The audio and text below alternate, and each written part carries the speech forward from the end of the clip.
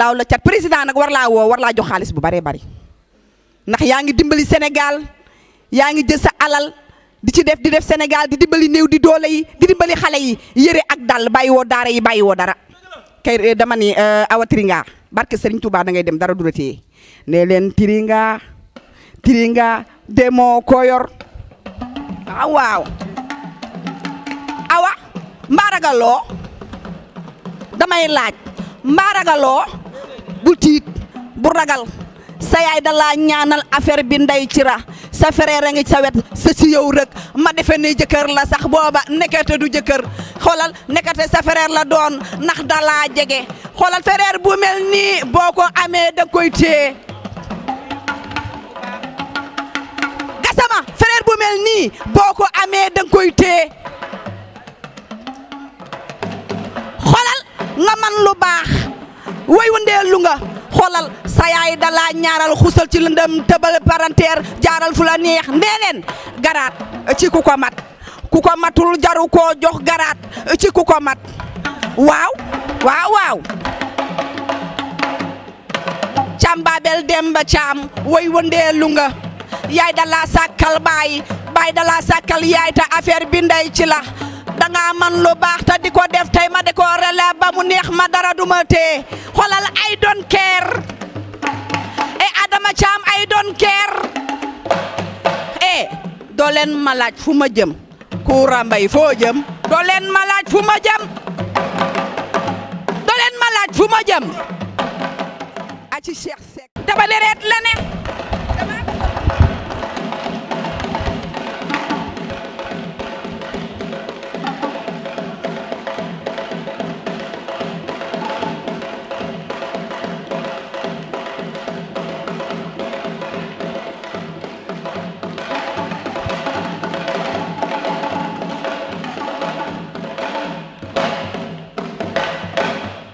nuyu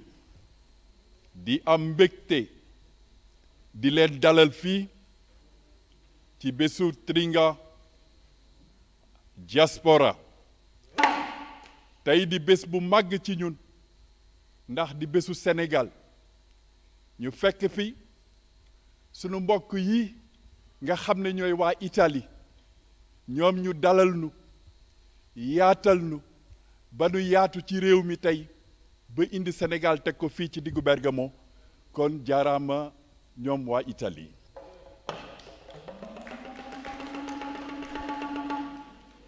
tey ñu taxaw fii tey di le 20 juin le 20 juin le 21 juin nekk fête de la musique di ki nga xam ne ci moom la ñu jëlee lii muy association Tiringa di Mamadou Konté mu génn àdduna njabootam Manu Dibango ak soxna Awa Thiam la présidente taxawal continuer mu am continuité ñu taxawal li nga xam ne nii mooy association Tiringa kon tey du nu parce que Sénégal ak nuy xool du nu mën a tudd bañ a tudd ki nga xam ne nii mooy Mamadou Konté bien que ma nga ca aljana waaye ñu koy nuyu ndax dafa am liggéey bu mag boo xam ne daf ko def ci àdduna bi muy fête de la musique waa France dalal ko ñaari yoon légion d'honneur kon nag tey mënuñ ko bañ a ñàkk a fàtte waaye kon ñu fàttali ko ci bés bu màgg bii tey di wax mon ami mon frère mu dugal nuyoo boo xam ne nii sunu mbokk yi ñoo ko moom di waa Italie ñu di dalal di suñuy njaatige bu ko paree nag ñu war a dalal ñi nga xam ne ñooy kilifa yi nuyoo dalal ñi nga xam ne ñoo fi nekk kon Kabou mon frère ma jox la kàddu gi. Merci beaucoup Gassama. Gassama, merci beaucoup.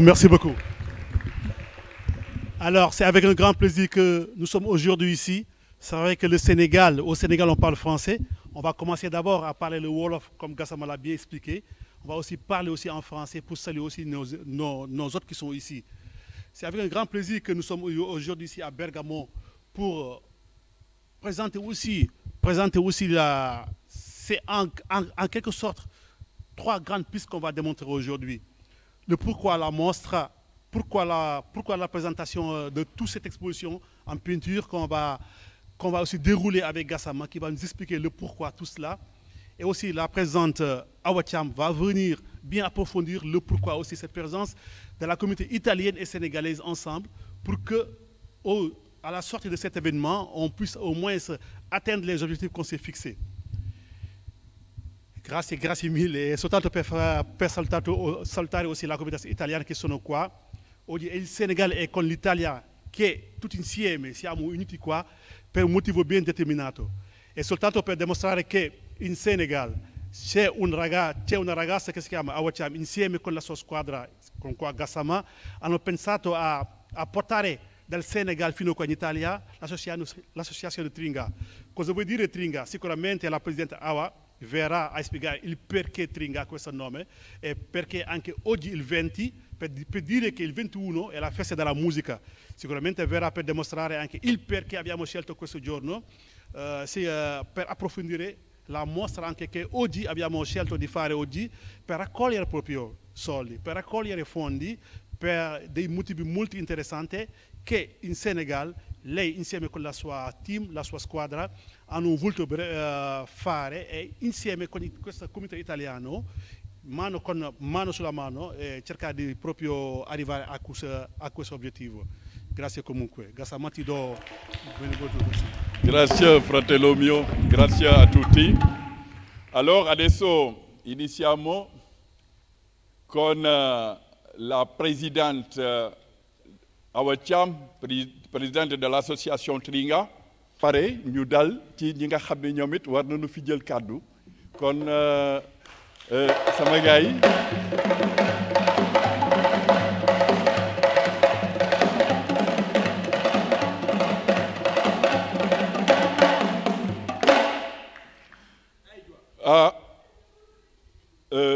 dafay bés bu rëy ci ñun te fi nga jaar ba yegg si fii yombul woon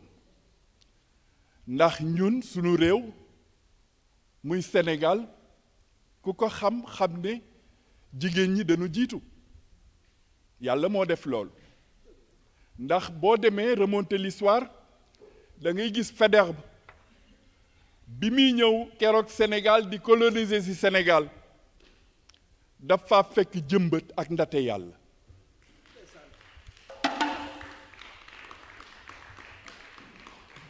jëmbët ak ndate yàlla la Linguère Yamar Khouréy Mbodj mooy seen waajur kon bu nu demee Talaatay Nder xam keroog Faidherbe kanamam ndax ba mu ñëwee dugg Sénégal fekk jigéen bu yor armée 500 hommes keroog loolu tontu la ci Sénégal kon bu nu ñëwee muy sunu jigéen yor Tringa ci Sénégal depuis 2014 di ko doxal ba marqué empreinte am ci biir Sénégal ñëpp a xàmmee ko moom soxna si mu ñëw dugg si diaspora bi yaatal Tringa ci diaspora bi marqué empreinte am kon Awa ñun dañuy bëgg di kontaan lool di la dalal fii tey ndax bés bi nag vraiment yaa ko màggal parce que ragaloo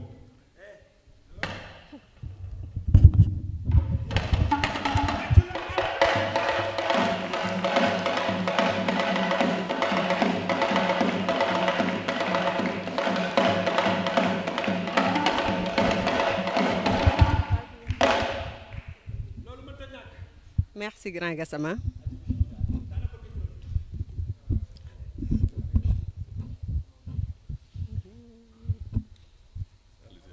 Bonsoir.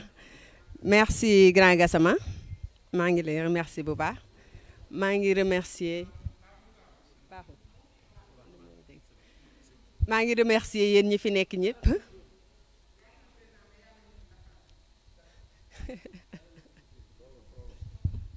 Prova. Va bene. Alors, merci beaucoup, Grand Gassama. Merci yéen ñi fi nekk ñëpp. Inizio a parlare italiano, visto che abbiamo i nostri inviti italiani, poi parlerò francese e senegalese. E buonasera a tutti. Vi ringrazio, c'è un po' per parlare come sempre al pubblico, però grazie di essere venuti. Oggi noi siamo qua Associazione Tringa Diaspora, insieme a Tringa Senegal, in partenariat con la RUA, la cooperativa della RUA, per venire fare, diciamo, una mostra di beneficenza per poter raccogliere i fondi per costruire un orfanotrofio in Senegal.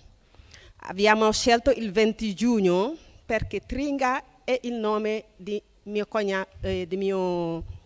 cognato, sì, Mamadou Conte. Avevo sposato mia sorella, è stato un grande produttore africano, ha vissuto in Francia,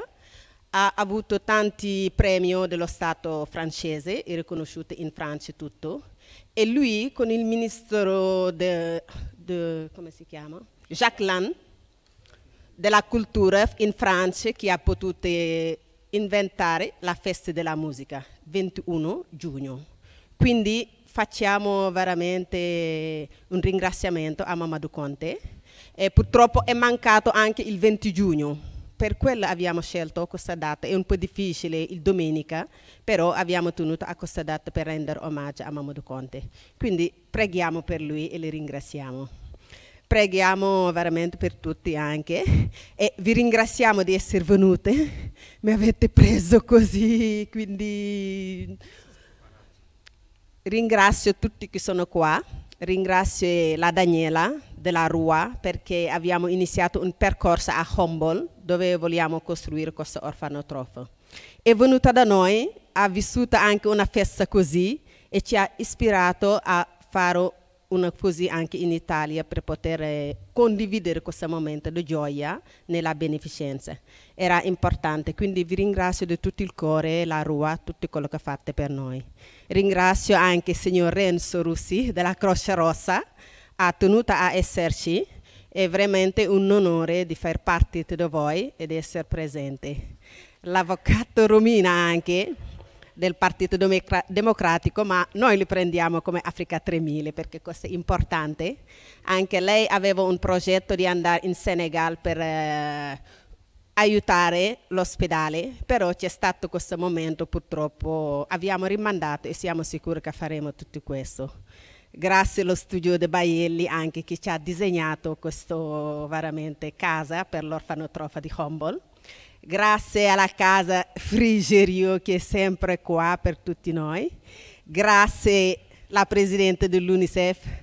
la Pagnassi, veramente anche con tutto quello che fa per i bambini.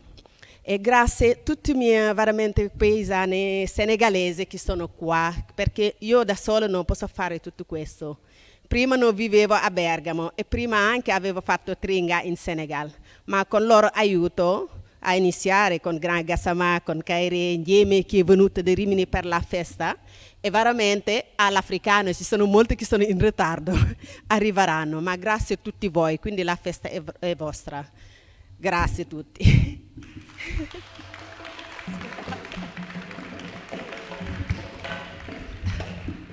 Maintenant, je vais prendre le français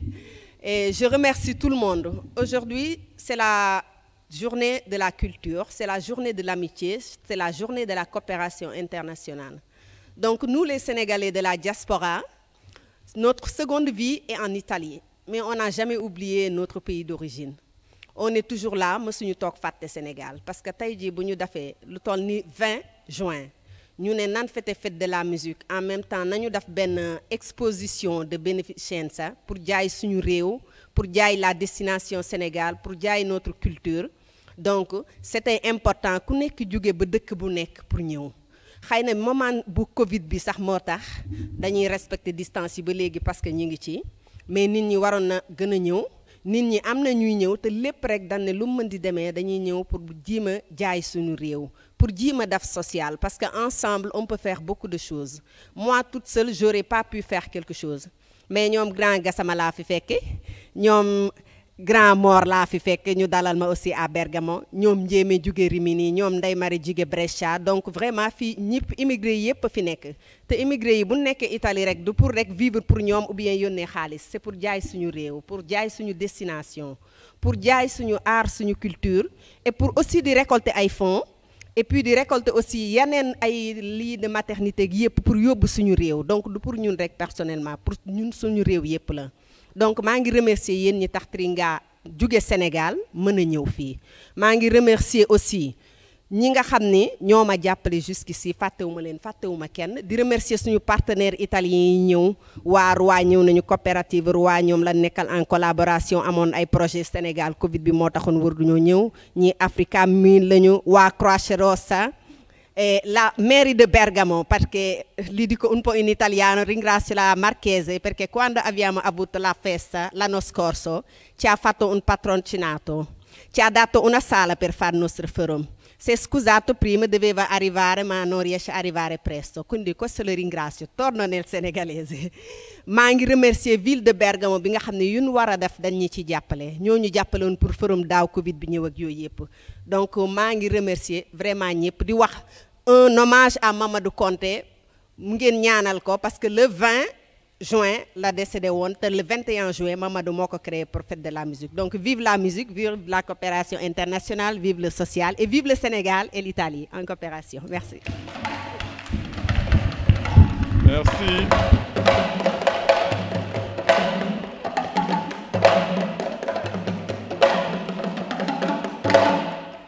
Merci. mais foofu nga jàpp baax na. waaw mais 2 minutes rek. ok. ñun géwél ku ñu fees loo moo ñu yàppaloo bur yàllay dogal mbàcc kin awa bur yàllay dogal kok awa ku nangulu yàlla dogal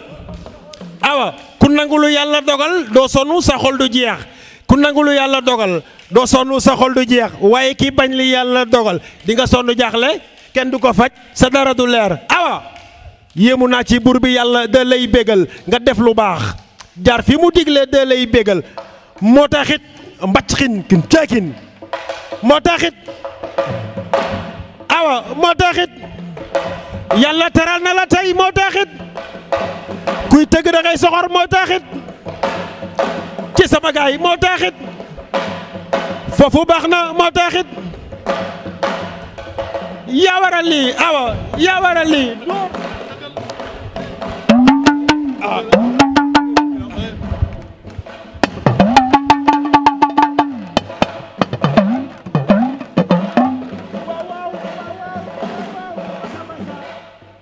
lii mooy sunu cosaan mooy sunu aada ndax fu nu toll rek lii moo nu yóbbu di am mbégte toujours di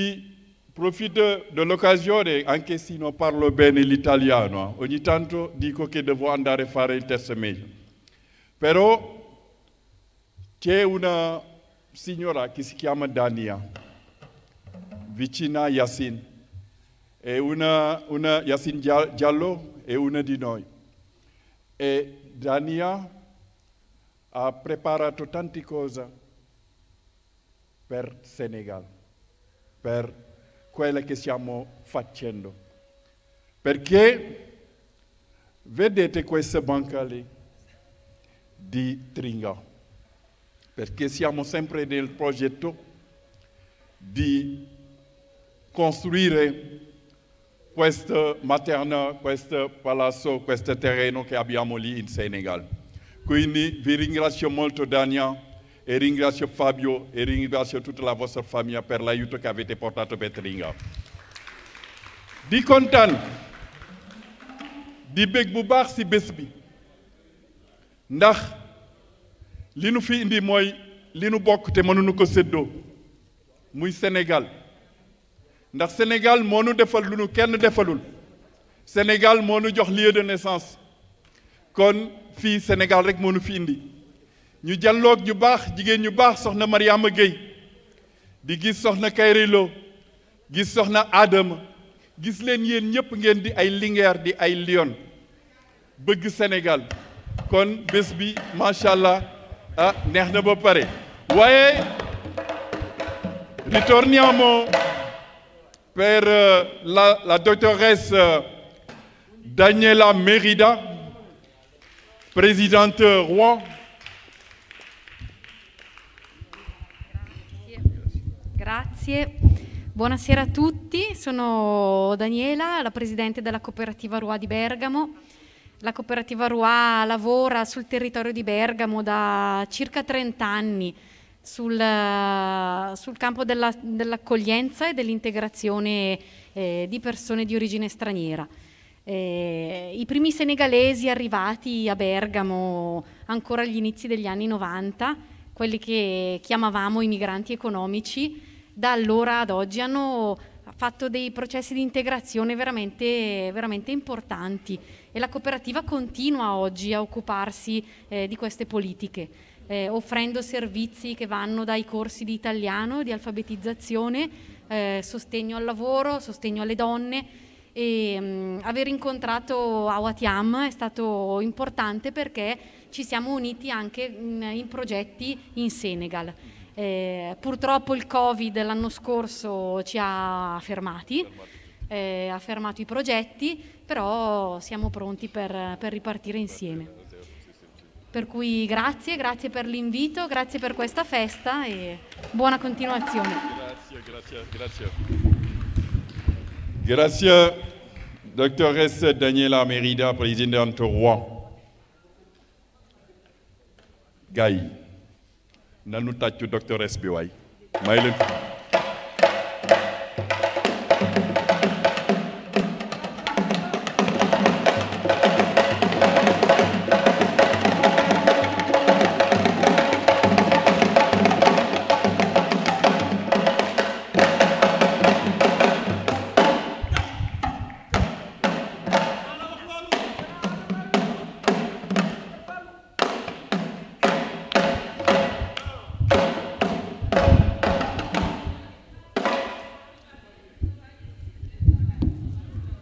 Mais ñu ñëwaat nag di dalal ki nga xam ne nii mooy avocate Romina Rousseau di kilifa gu mag di nit ku baax di nit ku fësal liggéeyam ak association Tringa Diaspora. Alors, tu es la doctoresse avocate Romina Rousseau. Vous avez la parole, madame. Certo che facciamo parlare un po', così spiegherà proprio l'associazione. Sì, avvocato, vieni. Okay. Grazie, anch'io saluto tutte e tutti e vi ringrazio tantissimo per avermi invitato a questa festa meravigliosa. È una festa che è l'inaugurazione di questa mostra di beneficenza che vuole essere l'espressione proprio della solidarietà, del senso di comunità, di come attraverso la cultura si riesca a creare legami, relazioni tra popoli con culture diverse, con esperienze diverse, ma attraverso l'intercultura si riesce a creare e a rafforzare i legami e le relazioni. Io sono onorata di portarvi il saluto della provincia di Bergamo. Grazie. E veramente ringrazio tantissimo Eva perché ecco, aspetta che si è sentito, ecco. Ringrazio tanto Eva con la quale ci conosciamo da tanti anni, che mi ha coinvolto e mi ha fatto conoscere la vostra associazione tanti anni fa, con la quale, perché io faccio parte di un'associazione che si chiama Africa 3000, che da 25 anni fa progetti umanitari, soprattutto in Africa, in Brasile e in India. Quindi conosciamo bene la realtà africana e raccogliamo anche noi fondi per costruire ospedali, costruire presidi sanitari dove non ci sono, costruire scuole. Quindi è proprio una nostra missione di Africa 3000 che ha trovato in Eva una grandissima amica e con la quale stavamo iniziando proprio a realizzare, a progettare qualcosa per il Senegal. Purtroppo la cosa si è frenata a causa del Covid, però questa sicuramente un'occasione importante per recuperare quell'inizio di progetto che avevamo ipotizzato a Combole, ecco, e quindi sono sicura che d'ora in avanti potremo collaborare insieme, condividere nuovi progetti, perché sono convinta che soltanto attraverso questa condivisione, questa cooperazione si riesca ad avere una società più giusta, migliore, più inclusiva, con più diritti per tutti e uguali diritti per tutti. Questa è proprio una nostra missione, che sia in Senegal, a Bergamo, ovunque. Giusto? Quindi io vi ringrazio tantissimo per aver portato il Senegal a Bergamo, tra l'altro in questo contesto meraviglioso che è d'Aste Spalenga, che è proprio il significato di come la riqualificazione di un territorio passa proprio attraverso questi processi di coesione, di attivazione di questi percorsi di condivisione, perché questo è un posto che era degradato e adesso è stato riqualificato grazie alle tante associazioni e a tutto un processo di coesione sociale che si è maturato. Quindi sono contenta che oggi voi siate qua e proprio è un grande significato. Quindi grazie veramente e grazie per tutto il lavoro che fate. Grazie. Grazie. nga wax tuuti si Tringa. nga wax si Tringa tuuti.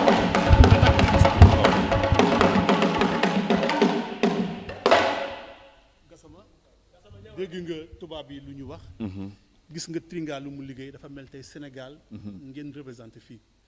yow lii la la def déjà boo déggee lu mel ni avocat bi ak tamit borom coopérative Ruwaatim lu mu wax si association Tringa. Ça veut dire que liggéey bi ngeen liggéey am na solo lool te tamit autorité tim Sénégal war nañu yëg lu mel ni Tringa diaspora liggéey bu muy liggéey. waaw Kabou dama kontaan te képp kuy doomu Sénégal rek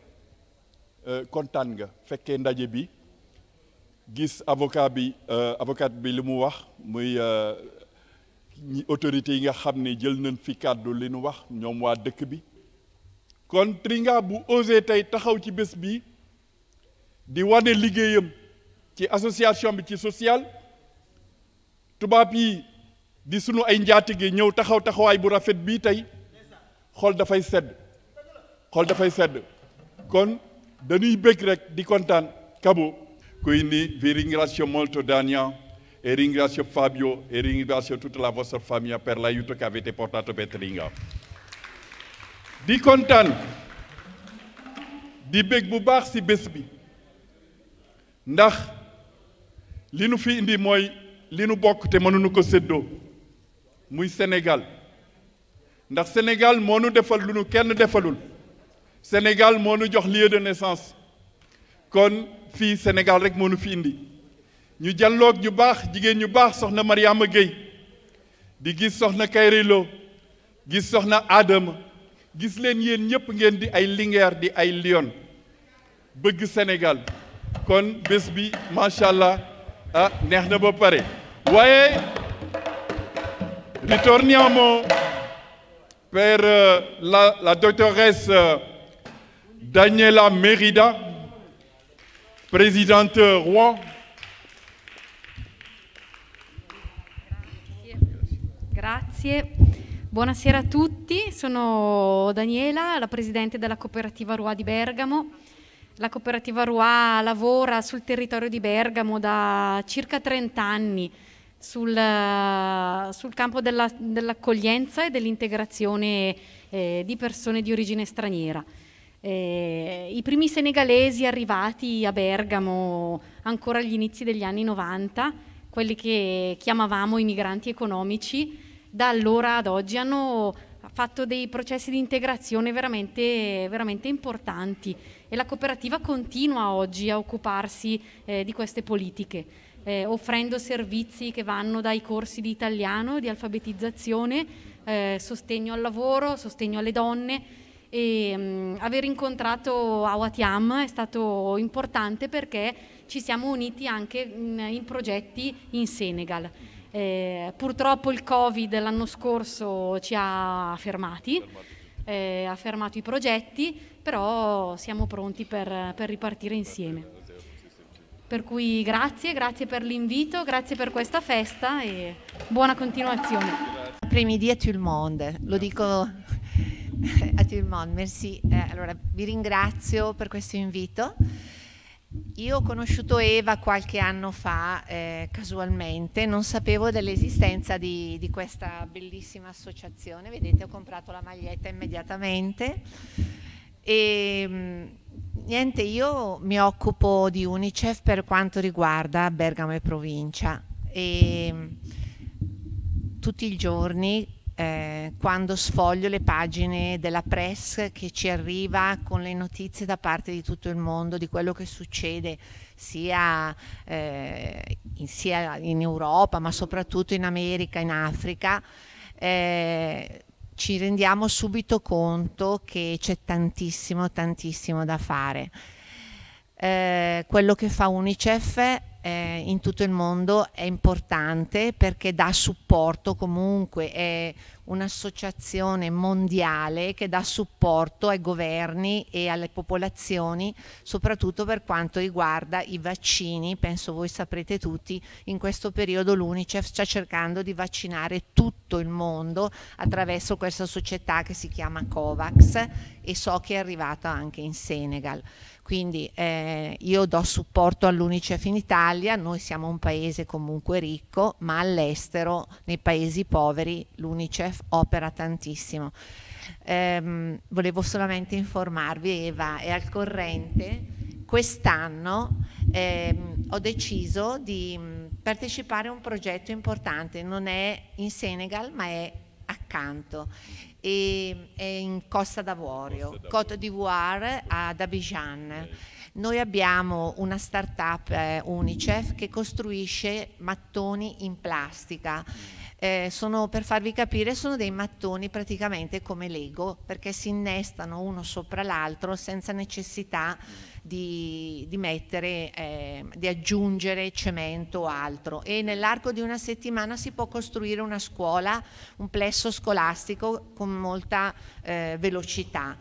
Chiaramente hanno un costo. Cosa ha fatto UNICEF? Ha dato da lavorare alle donne ivoriane che raccolgono la patumiera, la plastica, tutta questa plastica da riciclare di cui la Costa d'Avorio ne è veramente invasa. Dà lavoro alle donne, dà lavoro ai bambini che poi portano la plastica in questa fabbrica, viene pressata e da lì escono questi mattoni. Tutto questo è perché per dare la possibilità ai bambini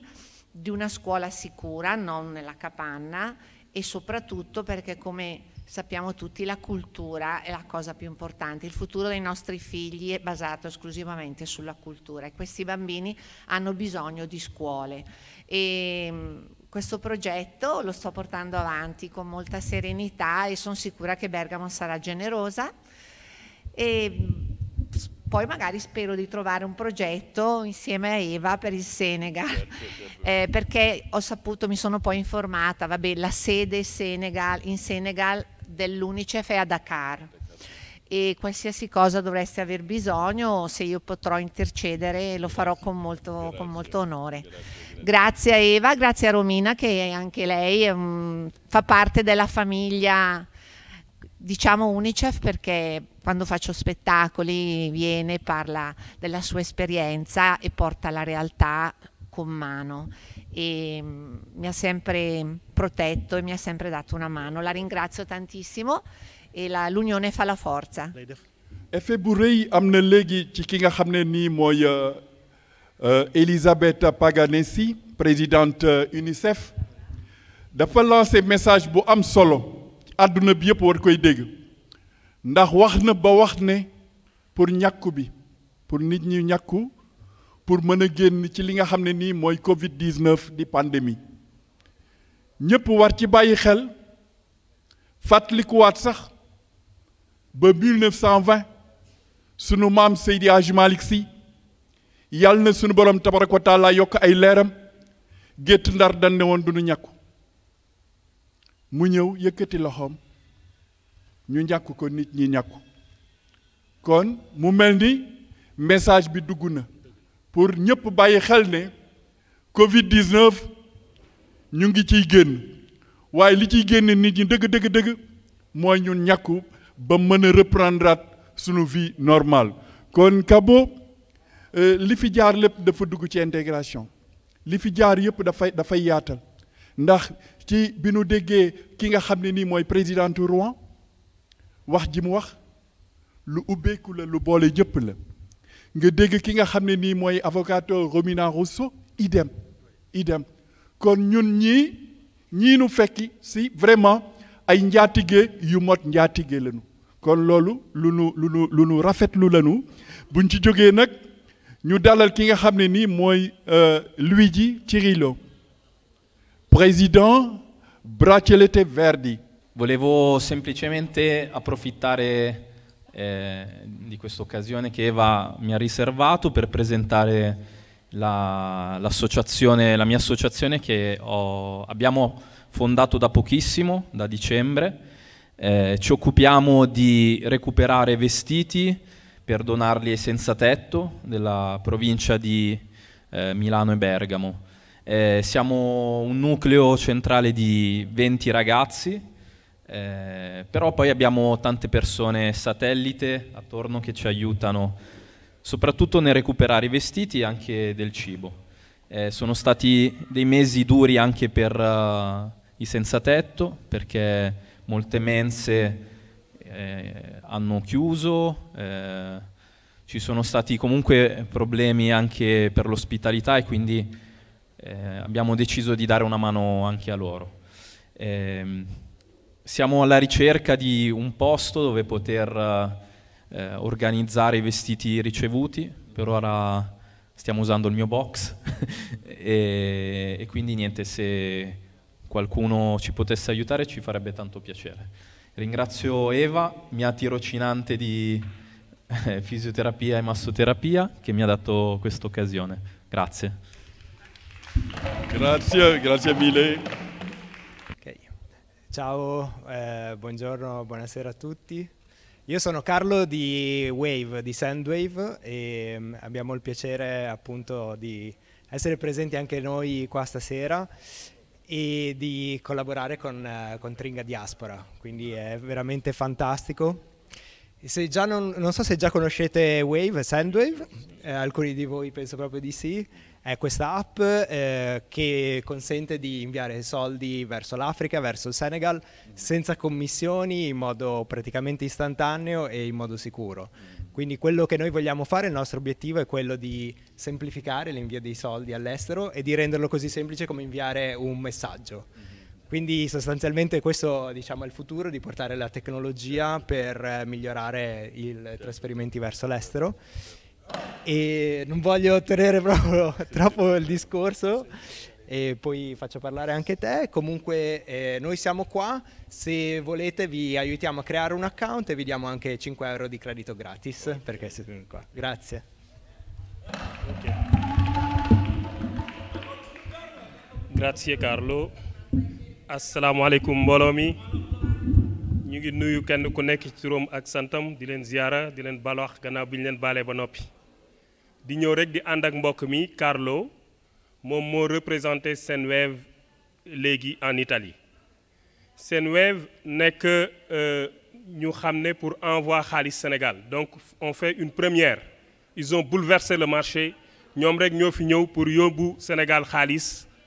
à costo zéro maanaam envoyé xaalis Sénégal ci dara. te yaakaar naa ne kuy déglu actualité actuellement xam nga ne même Sénégal ñi daan jaar ci suñu kaw aussi di ñu fayeeku lu baree bari wàcc nañu ba tolloog ñoom actuellement nii. mais comme ñun paaka ñaari boor ci ñaari côté la ñuy waxee parce que dañu bokk ci Tringa mais aussi nekk consultant ak ñoom fii ci li ñuy liggéey pour mën a faire avancer Senwave ci li muy def yeggale ko ci Sénégalais yi. parce que mbir mi min kay layka la def ci yow mu dellu si ci yow la. parce que bu ñu ñëwee di wax nit ñi di leen expliquer Senwave collaboration ak Tringa dafa war a nekk collaboration buy gagné lu baree bare. gagné lu baree bare ndaxte ki nga xam ne bokk na ci Tringa utiliser code Tringa pour def premier envoi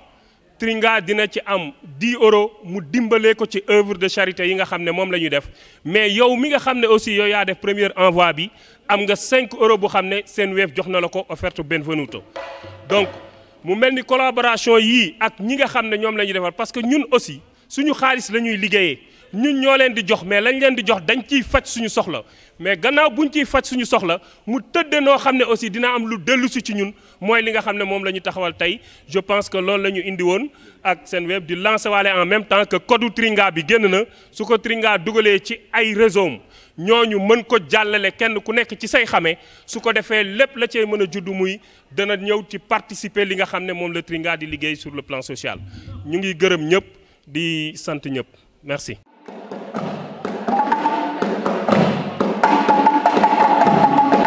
awa ku la jiitu daf lay xaar awa sa yaay da la ñaanal affaire bi ndey ci la gis nga Tringa day dem dara du ko téye xoolal doom bu ndeyam bu ko gërëmee kenn du ko téye xoolal liggéeyu ndey añub doom awa kaay fekk ba fii awa ñëwal xoolal ana ñi ko bëgg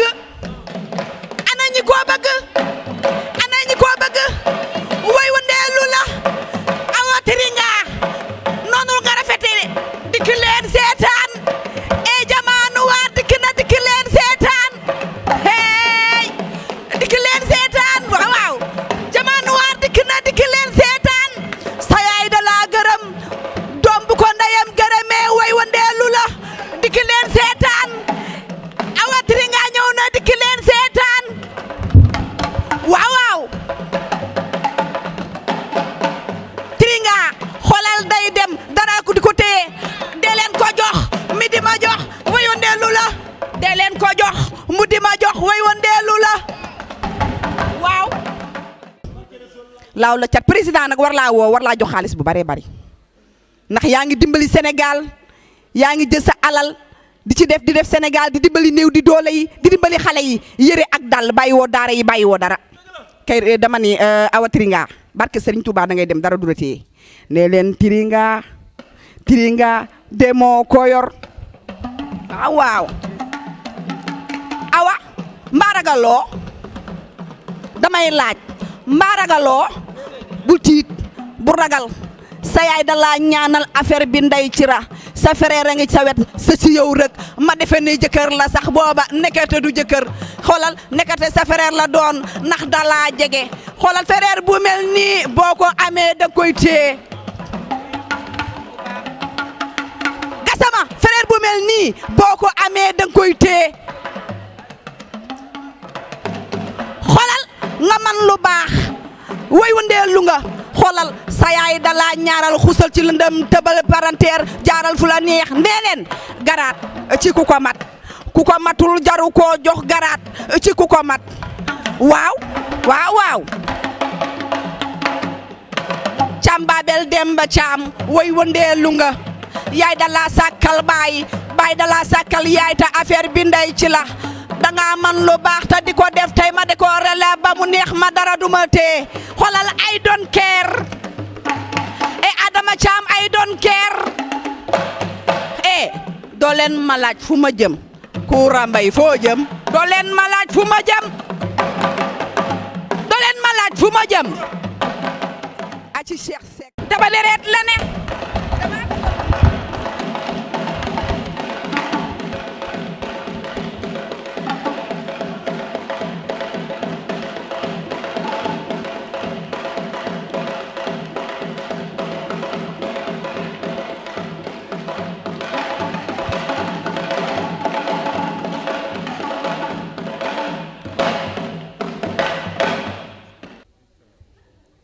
ñi fi mbokk yi ñu fekk yëpp ñu ngi leen di nuyu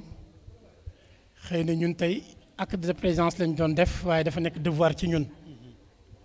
bu suñu jigéen aayee muy soxna Awa di def li nga xamante ni nii moom la asos bee def am fu mu ñu féete non seulement am fu mu ñu féete en tant que l'association parce que dañuy wax ni kenn ku nekk xëy na vocation sociale nga am mais am lu ñu mënul am fu suñu loxo àggul moom mu man ko loxoom àgg fa mu koy def kon Awa ñu ngi lay beral cant au nom de la SOSB di la wax jaaraama jërëjëf dañu ñëw ànd ak délégation Pape Malick Sène le secrétaire général de la SOSB comme ni ma ko waxee au-delà tey dañu ñëw fekk fi suñu présidente muy Awa Thiam waaye en même temps dañu ñëw fekk fi suñu membre suñu militant de la SOSBE parce que membre la au niveau de la SOSBE kon donc liggéey bii muy def te ñun mënuñu ko moom mu ñu koy defal jaadu na bu wootee ñu ñëw fekk si ko vraiment comme ni ko soxna si waxe léegi jàpp naa ni li may def ñun ñëpp la koy defal parce que damay wax ni boo xoolee tey tableau yi fi nekk moo tax sànq bi ngay wax naan sama italien leerul ma ni questo è l'arte andare un paese anche parlando l'italiano in modo sbagliato fa parte dell'arte perché è straordinario quindi tableau yi am na lu muy signifié boo ci xool damay wax ni buñ dee wax senza casa ma gli orfani sono senza casa, sono senza genitori, sono senza un appoggio.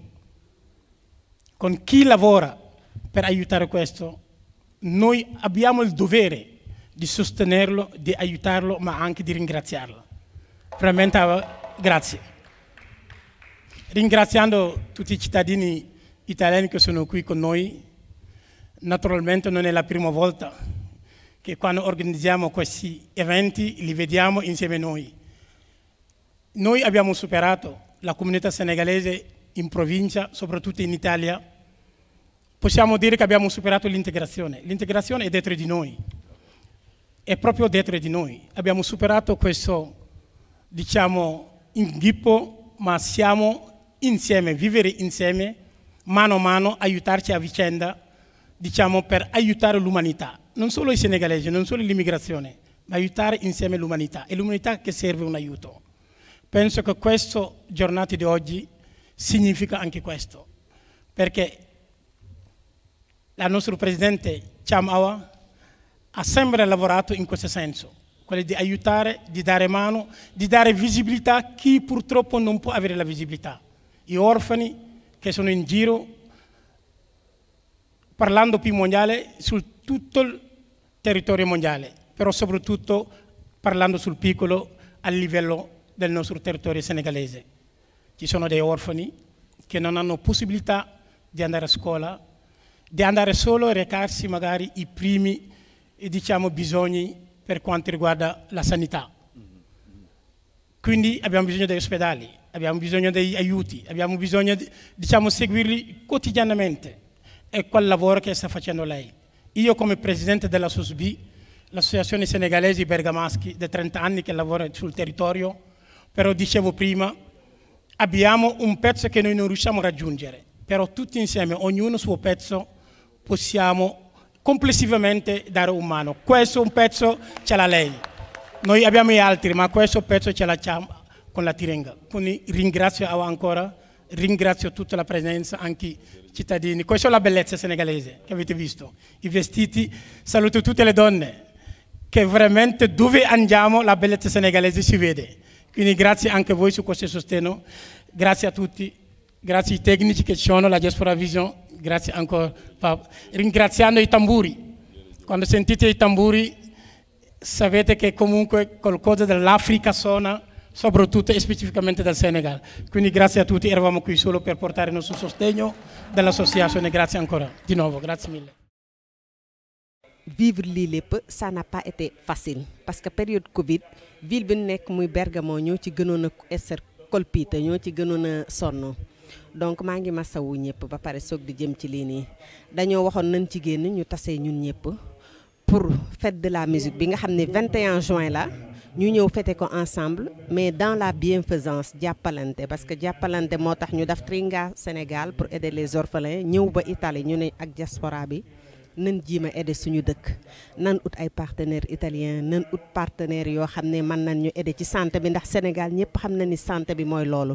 te ñun Tringa diaspora ak yeneen tamit immigré yi nekk fii yëpp boo gisee duñu vivre pour ñoom ñun bu ñu neexoon ku nekk day jël sa salaire vivre pour sa famille mais immigré yëpp wax dëgg yàlla dañuy vivre pour développer seen pays loolu moo tax a jóg Tringa diaspora pour am coopération avec les Italiens tey gis ngeen fi président de l'UNICEF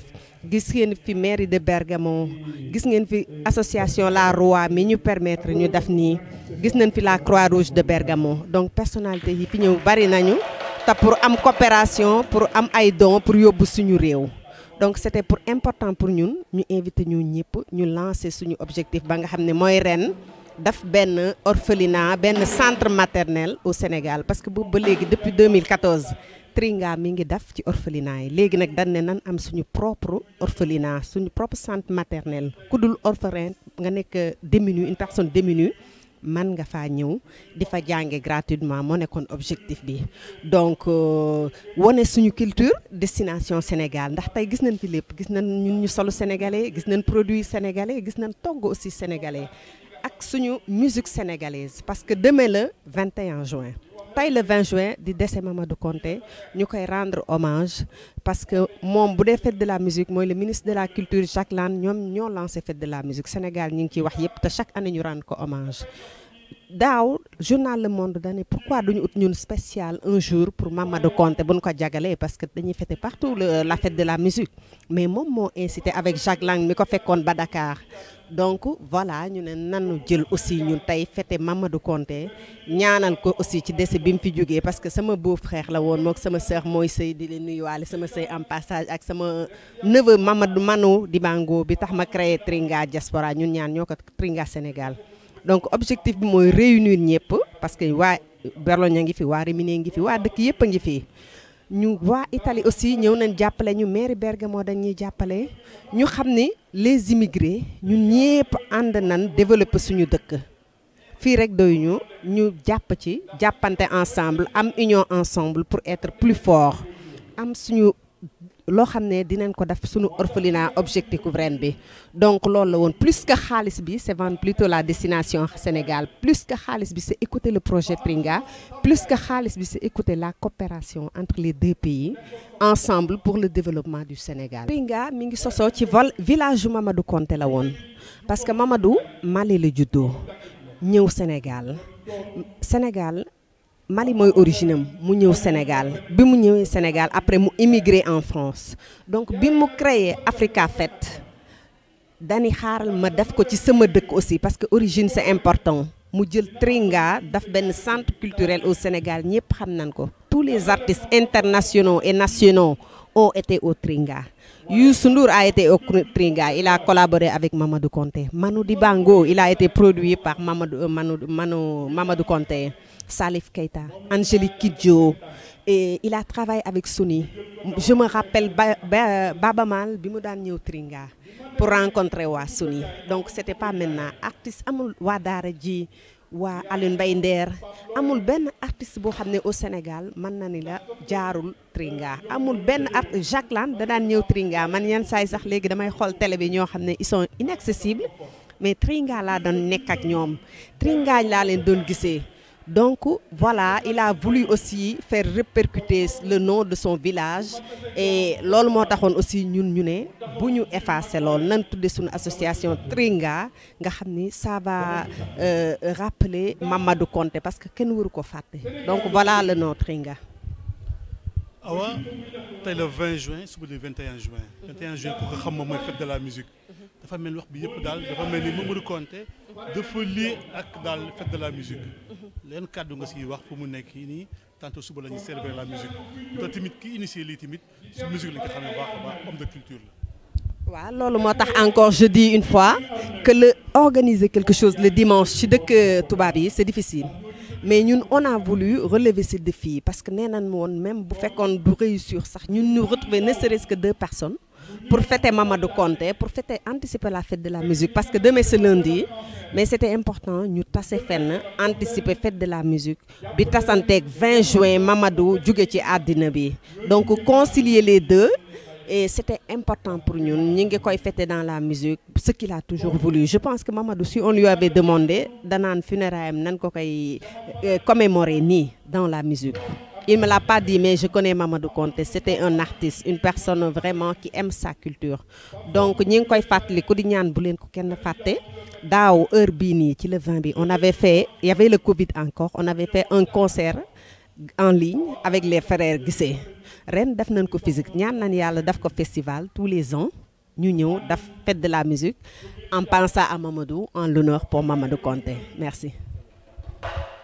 awa mostra bi la ngay xaar si mostra bi nga def nii retombé loo siy xaar.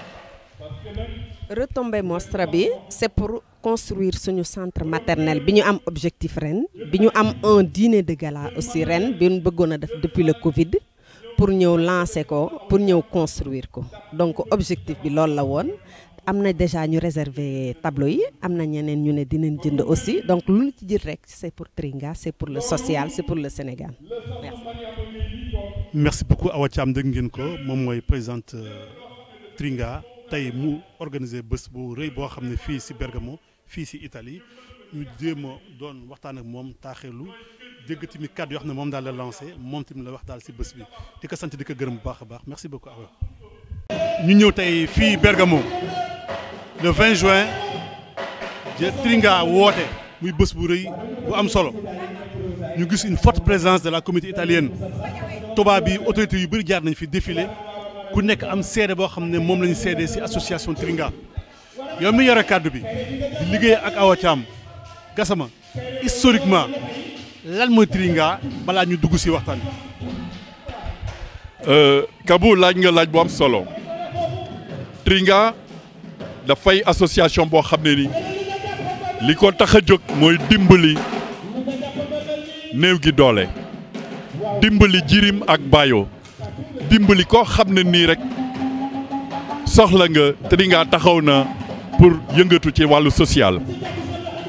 ñu nekk nag ci période boo xam ne nii li firndeel gëm-gëm bu Tringa mooy organisation bi nga xam ne tey am na ko fii ci Bergamo tey ku ñëw ci bés bi kontaan nga parce que fu association nekk fu doomu Sénégal nekk tey ñëw nga ci bés bi te yombul ndax ñu ngi taxaw ci loo xam ne ni ñu ngi génn ci pandémie ku xam pandémie bi nag xam Covid 19 xam ne ku jóg tey woote bés bu mel nii mbooloo mu mel nii tase fi li nga wax li ngay def ñor na Sénégalais yi kon vraiment bés bi wane na boppam kon Kabou Tringa ngi nii di dox ci social monstre bu mag bi nga gis tey lépp loo xam ne nii aar la ak caada ak cosaan yaa ngi dégg borom sabar yi ñu ngi yëngatu yaa ngi dégg fecc bi yaa ngi gis ñaw yi yaa ngi gis bépp loo xam ne nii defaree nañ ko Sénégal tey ku taxaw yaa ngi gàddu drapeau Sénégal kon gis nañ ne tey vraiment Tringa mottale na bésam te wane na ne dëgg mi ngi taxaw ci social. Gassama la ñu wax dégg nañ ko ku ne Tringa ne Mamadou Konté ku wax Mamadou Konté wax culture homme de culture la ku wax ti Mamadou Konté wax tim la musique suba di 21 juin fête de la musique mu coïncider aussi ak jour boo xam ne moom ngeen defal fii Tringa diaspora fii lan ngeen ñuy wax Tringa ak fête de la musique. Tringa fête de la musique ki nga xam ne mooy cosaanu Tringa di Mamadou Konté mooy cosaanu Tringa mooy cosaanu fête de la musique Mamadou boo demee France digganteem ak Jacques Lang ba mu jox ko teraanga yu bari ndax taxawaay bi mu nga xam ne nii indi na ko ci France soppi lépp indi fête de la musique moo tax waa France dañuy toog ñu ne waa ndax Sénégal ñu ngi fête fête de la musique di génne ki nga xam ne nii di fësal ki nga xam ne nii moo ko indi moo ko jëmmal muy Mamadou Konté kon tey bu nu taxawee ci Tringa ak doomam Manu Dibango ak Asto Awa Thiam di gorom kon di waajal li nga xam ne nii tamit tey di bési juddu tey mooy bés bi nga xam ne ci la Mamadou génn àdduna suba di fête de la musique kon tey Tringa defe naa ne am na lu mu wane ci fête de la musique mu anticiper ko ndax suba altine la ñu bari dañuy liggéey moo tax nag wax dëgg yàlla soxna Awa Thiam it dëggal na li ngay laaj dëggal na fête de la musique anticiper ko ndax suba la kon defe naa ne Kabou loolu leer na Tringa mooy Mamadou Konté te Mamadou Konté mooy Tringa mooy fête de la musique tamit. merci Gassama tey gis nañu sabar tey gis nañu culture gis na tim mostra exposition la fi gis ba mu nekk nii exposition bi ak vente yi ngeen def tey xaalis boobu duggee lan la jëm fan la jëm ak daal ba ñu te daal lañ si mën a wax daal moom la. jërëjëf question bu am solo tey si exposition africaine bi tey ci monstre bi tey fi nu teg ci diggu Bergamo jël Sénégal teg fii projecteur yëpp joxe fii tey li ci dugal Tringa li tax Tringa def lii mooy Kabou Tringa fépp foo xam ne nii jirim ma nga fa ak Bayo muy pouponnière dafay dugal loxoom di fa def xaalisam mu toog nag ba léegi mu am suufu boppam mu ne kon moom na tabax kër gu mag goo xam ne nii dafay jël xale yi ñàkk seeni waajur wutal leen ñu leen di toggal wutal leen ñu leen di fóotal wutal leen ñu leen jàngal ñu préparer leen ndax ñu am avenir ndax waa Sénégal ñun ràññee nañu te gis nañu ne boo demoon 100 mètres tey prison yu bari nga dem fa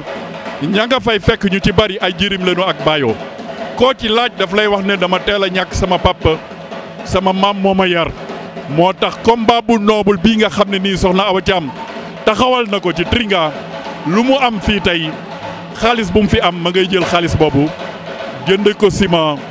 tabax kër goo xam ne nii kër gu mucc ayib la pour ñi nga xam ne ñooy jirim yi ñooy Bayo yi te nag dëkk leen boo xam ne nii dëkk way ngëm leen muy Sénégal kon ku wax jirim ku wax Bayo sa xel dem ci Seydouna Mohamed sallallahu alayhi wa sallam ndax moom c'est l'exemple parfait d'un jirim kon mi ngi noonu Kabou. Gassama ñu nekk si cappaanday waxtaan bi lan ngay xaar si autorité yi lan ngay xaar si diaspora bi lan ngay xaar tamit si doomu sénégalais si liggéey bi ngeen liggéey ñu bàyyi la nga lancer appel. waaw tey ku xool bés bi tey gis ne présence su diaspora bi am na fi les sénégalais de l'extérieur wuy si nañu Tringa tey ndax ñun amuñu lu dul Sénégal te tey bés la pour delloo Sénégal njukkal ndax lim nu defal te benn réew defaluñ ko moo tax Tringa indi monstre bi tey tubaab yi fi tase yëpp naw nañu Sénégal bëgg nañu Sénégal ndax Sénégal ay doomam ñoo ko mën a wane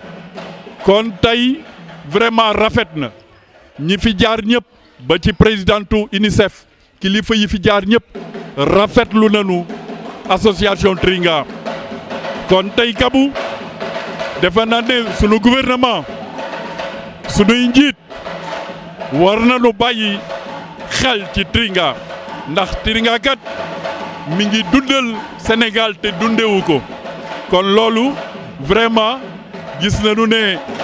borom xam-xam ba waxoon na ko ne kenn ku ci ne war nga toog xalaat li nga mën a defal sa réew kon loolu tey kenn jiituwu ci Tringa kon nag état bi war na bàyyi xel ci Tringa gën koo mën a yombalal te wax dëgg yàlla loolu rek la ñu am pour wax ko ñi nga xam ne nii ñoo ñu jiite di Sénégal ndax Tringa xaarul kenn ay at a ngi nii mi ngi ci terrain bi di liggéey di def ay résultats kon nag état moo war a toog ne ay la yéwén Tringa mi lu nu war a gunge la. merci beaucoup Gassama kàddu yi rafet na wax bi rafet na di leen sant di leen gërëm surtout si déglu bi ak teewlu bi Bergamo lañu nekkoon fii ak Gassama mu yore kàddu Tringa di wax rek di daje très prochainement si beneen événement ak yeneen gan ak yeneen waxtaan aussi merci beaucoup. salaamaaleykum ñi fi teew ñëpp ñu ngi leen di nuyu ñun waa Tringa diaspora doon leen wax ni suñu programme bi nga xam ne moom la ñu bëgg a organiser ak xale waale kii Faramareen bi Wally Seck ñu doon wax rek yéen ñëpp ngeen yuuxoondoo Wally Seck mu xam ne ñun ñu ngi koy xaar fii le 11 septembre ñu bëgg a def benn dîner boo xam ne mag ndaw ku nekk mën ngaa ñëw ñu def ko ñu bëgg ko def si benn salle def ko loo xam ne lu am classe la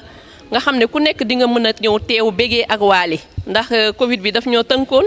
ñëpp toog ci biir kër yi fi mu nekk dañoo bëgg a bégee Wally nag yow la ñuy xaar ñu ngi lay woo soxna yëpp yow la ñuy xaar sans yow daal ñun duñu def dara salaamaaleykum. vraiment tey ñun ñëpp am nañ lu ñu kii daal surtout ñi nga xamante ne dañoo déplacé wu jóge ba ay Bologne ak Rimini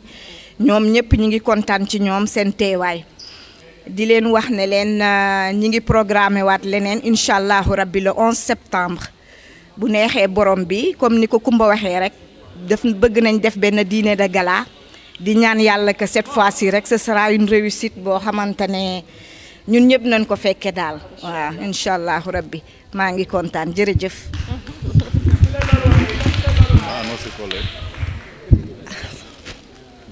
Alors merci beaucoup dañu leen doon rappeler rek ne soirée dîner de gala bi ñu defoon réservé woon nañu table yi jaayoon nañu ticket yi organisé woon nañu waaye malheureusement Covid bi moo fi nekkoon donc Kumba moom vraiment ak ñi ci des ñëpp dañu bëgg waale ñoom ñun ñëpp sax ñi ngi koy def appel mais de toute façon date bi c'est retenu le 11 septembre bu yàlla deful muy waali tamit dinañ jël kaneen comme ça ñu def un grand dîner de gala donc waali wuy waa diaspora bi mais dans tous les cas la date est maintenue pour le 11 septembre ma passe le jox leen Collé merci. bismillahi rahmaani rahim salaamaaleykum salaamaaleykum balaa may wax xaar ma jox sama sœur mu ubbi ba pare.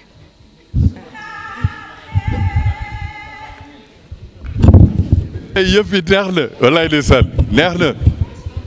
ndax soxna si tagg na Seyduna Muhammad sallallahu alayhi wa sallam waaye kii di sama rak Collé ñu bokk benn dëkk way juram xamal nu sunu borom tabaraka wa taala sa papa moo nu nandal kan mooy Seyduna Muhammad sallallahu alayhi wa sallam tey ma nga ca këru dëgg kon tey mbégte la ñu am la fii Collé. jërëjëf salaamaaleykum mbokk yi maa ngi leen di nuyu yéen ñëpp di leen ziar man la Collé coordinatrice Bologne maa ñëwoon fii tey représenté waa Bologne nekk tamit doomu Xombol di invité ñëpp ci bis bu rëy bi di kii bi soirée de dîner de gala bi donc ñu ngi invité waa Xombol yëpp donc voilà ñu ngi leen di invité yéen ñëpp di ñaan yàlla ñu commencé egg si jàmm ak salaam maa ngi leen di remercier yéen ñëpp et puis di wax Awa Thiam rek bonne continuation parce que yaa ngi ci yoon bu baax bi macha allah merci beaucoup Awa ci invitation bi merci à tout le monde.